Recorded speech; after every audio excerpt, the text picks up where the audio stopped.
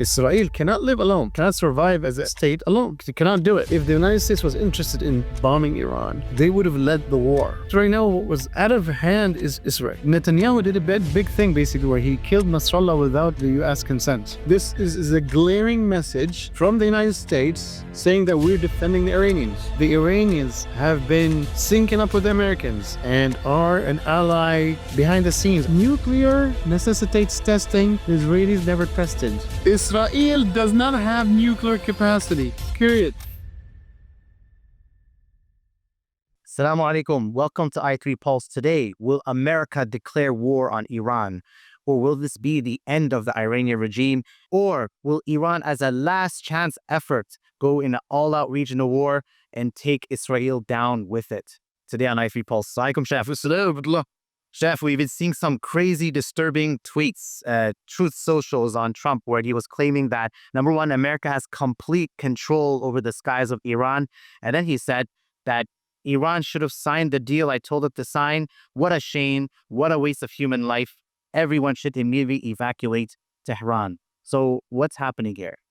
Look, there's lots of rambling, as usual, from Trump. He's a reality TV show master. We have to give it to him. I think definitely all these are signals that have confused everybody. And nobody can say otherwise. He's just speaking right and left and just he's threatening Khamenei to kill him. Almost regime change. Netanyahu basically called for regime change, controlling the skies, sending their refueling tanks to Europe, sending F-22s and 35s, as some have claimed. We don't have credible. The source is 100%. This is happening.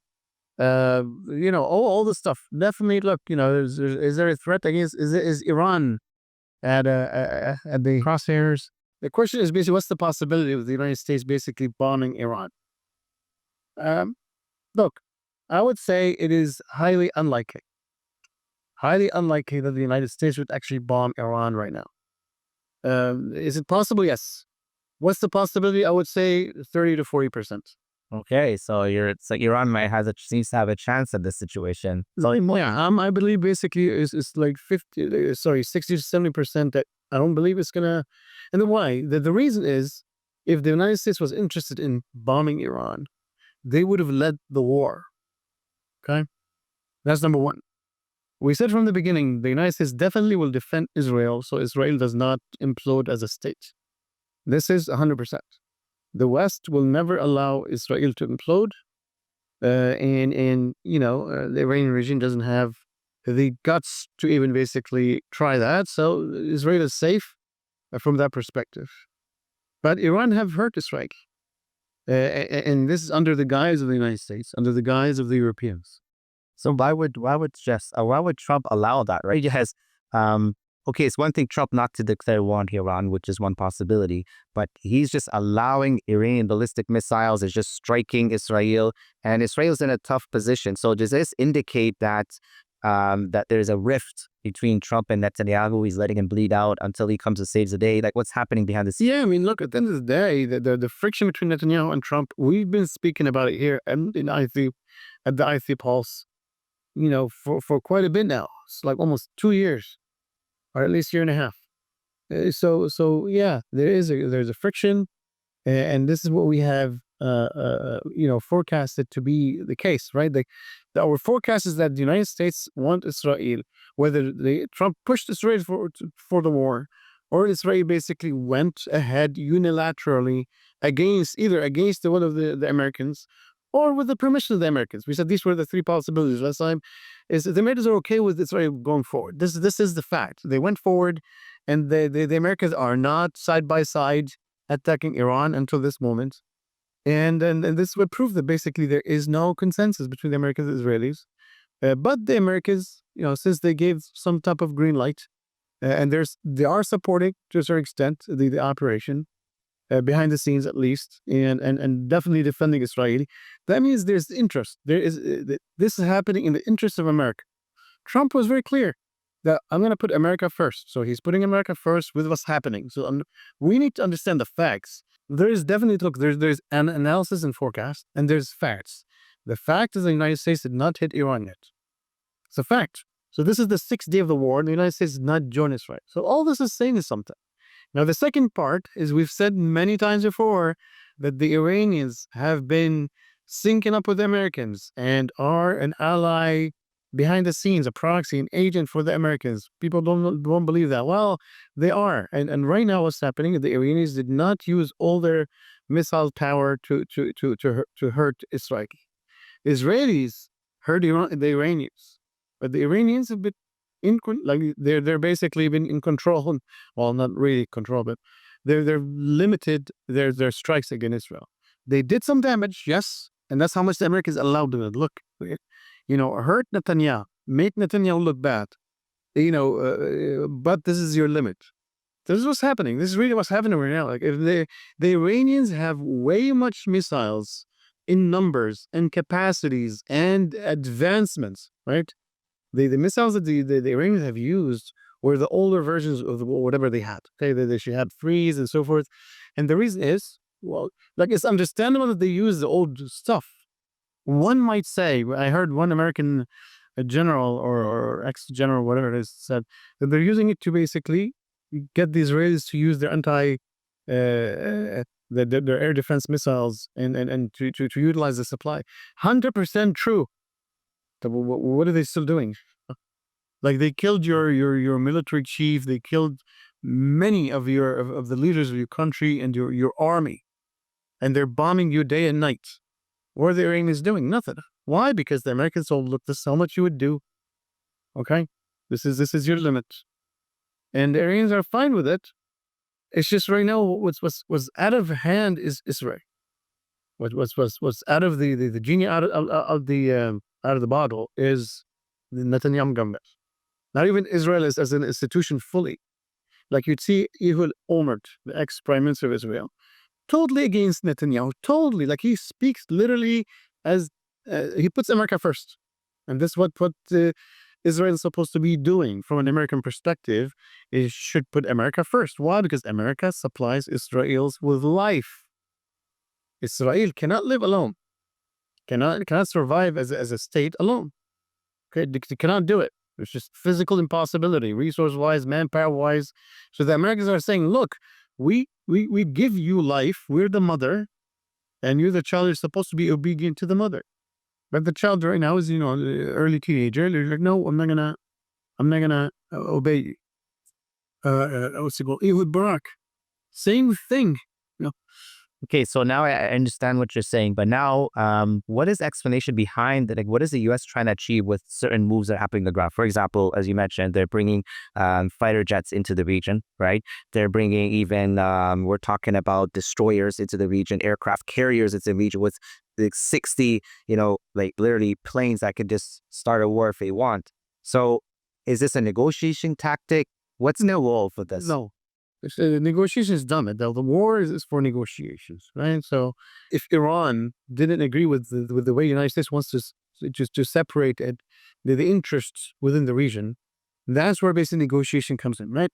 But I want to remind you that who instigated this war? Who created the push for this war right now? It is Mr. Trump. How? By pulling out of the Iranian nuclear deal. When the Americans pulled out, that created the security vacuum. There's a security vacuum. What was a security vacuum by definition is now basically an area that needs to be filled in due to security concerns or vital security concerns for one or more states. This is how we would define it.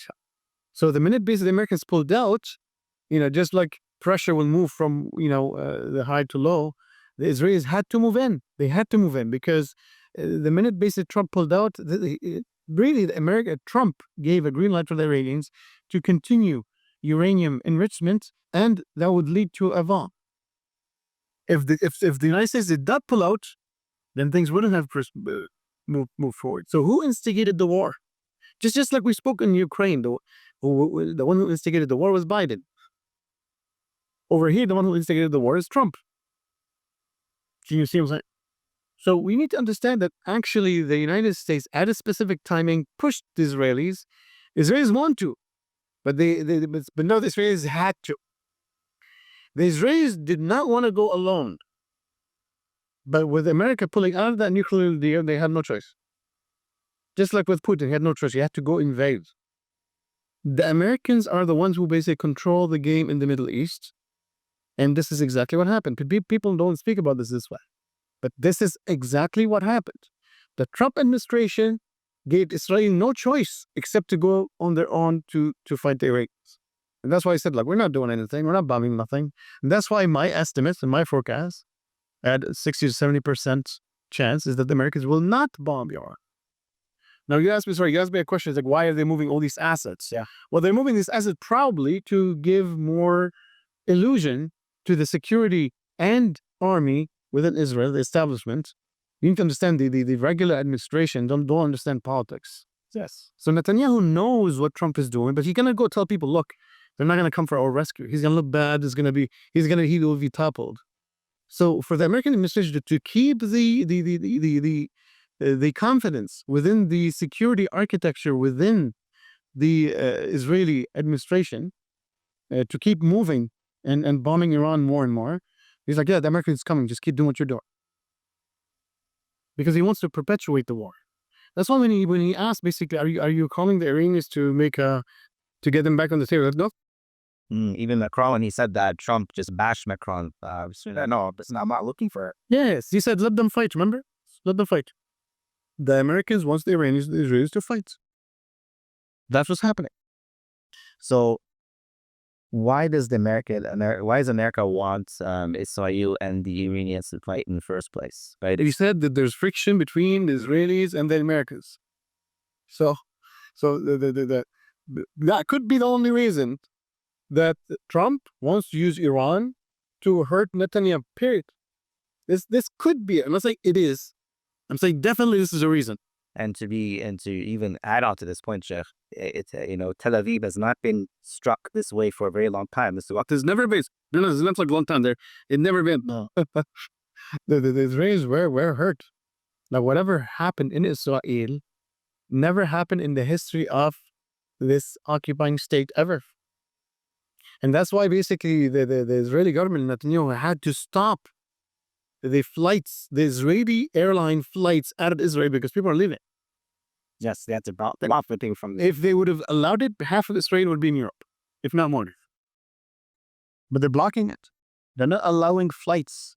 So, Sheikh, before we get to Iran's role in the Middle East, because I do want to really dive deep into this, especially with this situation, the Reuters reported that there's two senior U.S. officials that mentioned, without their names, they anonymously mentioned that these anonymous U.S. senior official sources that Netanyahu was planning to assassinate Khamenei, and he had the opportunity of assassinating Khamenei, but the U.S. waved him off. And then even today, where Trump said on his Truth Social, we can show it here, that we know exactly where the so-called supreme leader is hiding. He's an easy target, but it's safe there. We're not going to take him out to bracket kill, at least not for now. So is there a chance that this could be an opportunity where it can, on the 30%, be a regime change option? This is a glaring message from the United States saying that we're defending the Iranians. How's that? He's protecting the guy. Netanyahu is going to go kill him. See, Netanyahu did a big thing, basically, where he killed Nasrallah without the U.S. consent. So I think after that, Trump says, you do this one more time, you're done. You see what I'm saying? So at the end of the day, every political maneuver needs political capital. Political capital is not infinite. Everybody has specific political capital. So the Netanyahu government this time said we had to go reach out to Trump, say, look, we're gonna kill Khamenei. Just no. Basically. Well, it's very complicated, right? As it gets for someone would assume that this is the case, but it makes so much sense because it's actions. Trump defended this regime in Iran. I mean, they've been doing it for a long time. It's just people don't understand what's happening. They've been doing it. And look, don't forget, like at the end of the day, at one point in time, just like the Americans got rid of Saddam Hussein and Qaddafi, there will come a day and they'll get rid of the Iranian regime. Look, we're not saying it's as if basically they're in forever law. Like there's no such thing in international relations. You keep a proxy until the proxy expires, and then you get rid of them. At the moment, what we see until now is that the Americans have been defending the Iranian regime for a long time, and they continue to defend it until this moment, utilizing it right now to basically get back under the Netanyahu government. Because the friction between Israel and the Trump administration is high, and it was there with the Biden administration, and they're not listening. So at the end of the day, the Americans have, look, we need to teach you a lesson. Like what happened right now? Look, let's take a step back a little bit. The Israelis publicly have attested that they have failed at de-nuclearizing Iran. They don't have the capability. They don't know.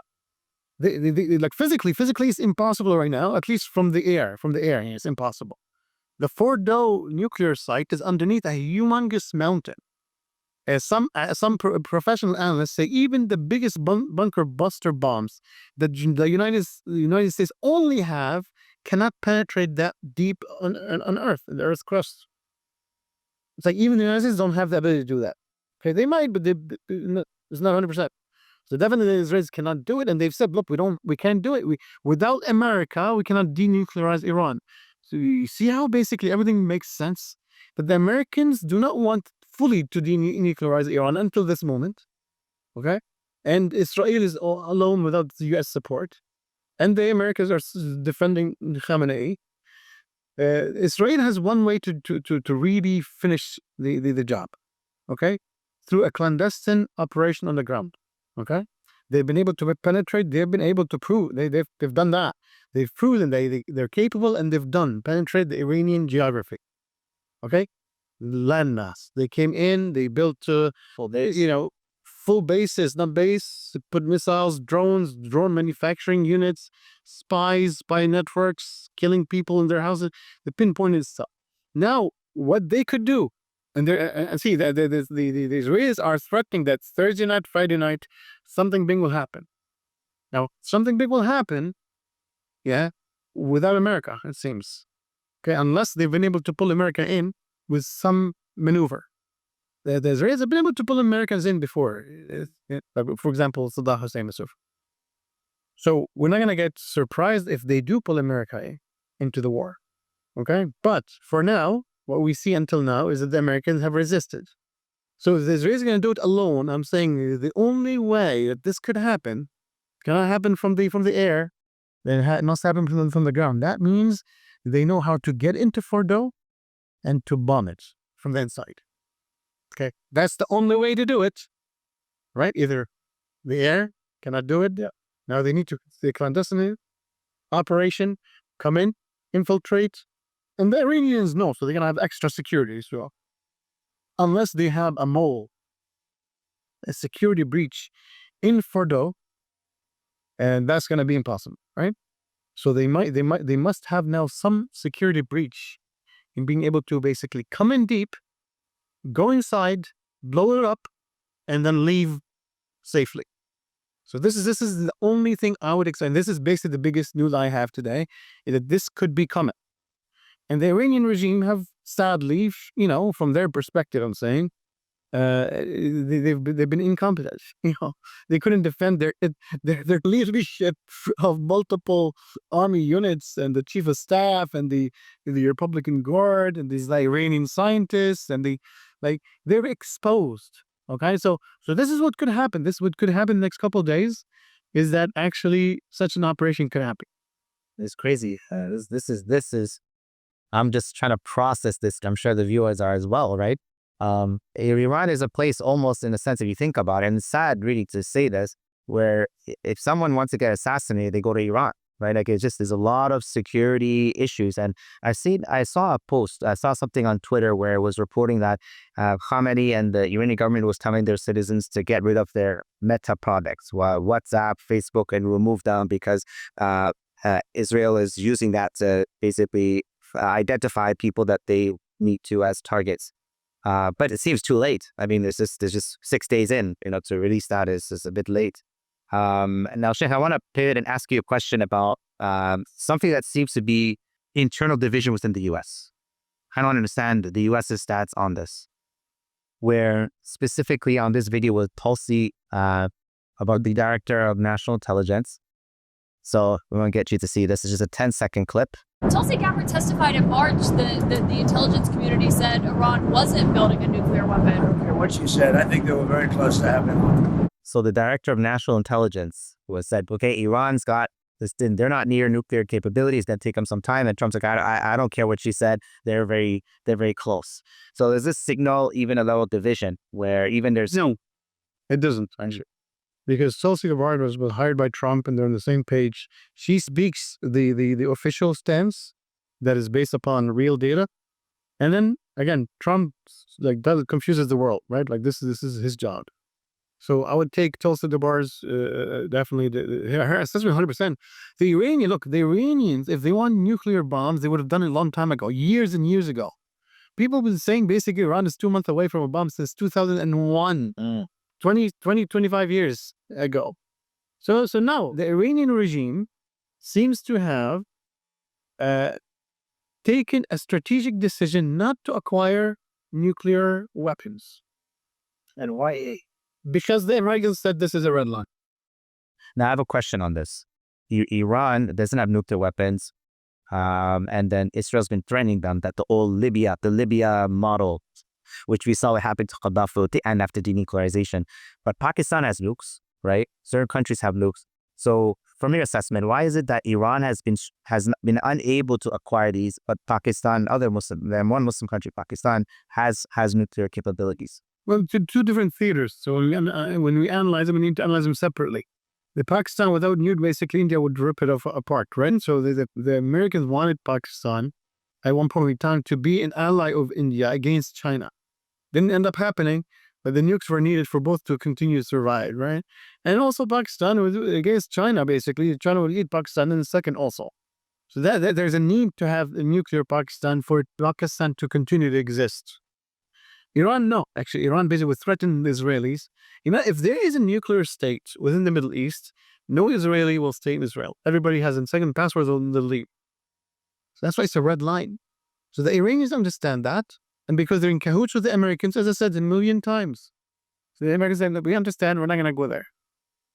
The Iranians could have had nuclear from long time ago. And the Israelis just don't want a strong state. They just want to dominate the whole Middle East. And that's what they're doing.